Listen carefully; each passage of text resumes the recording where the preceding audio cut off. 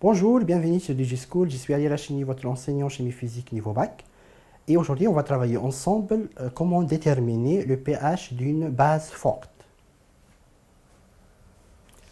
Donc tout d'abord, comme vous le savez, une base forte, ça veut dire une base qui se dissocie totalement dans l'eau, donc sa réaction avec l'eau est totale.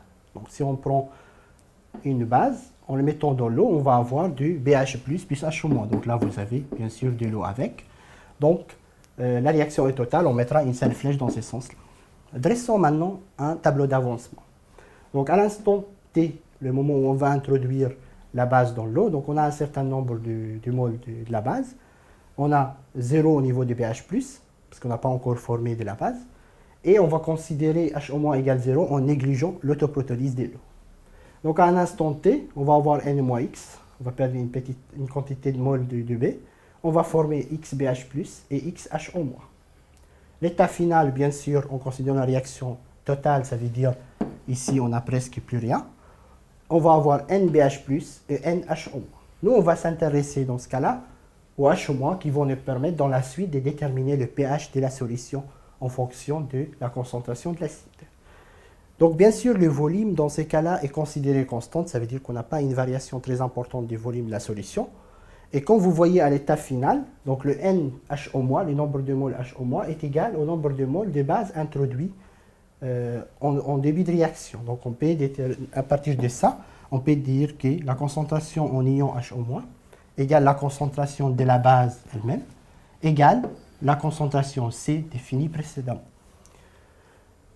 Par contre, là, on a une concentration de H-. Nous, on veut un pH. Le pH est égal à moins log H3O+. Donc, il faut qu'on trouve une relation entre H- et H3O+.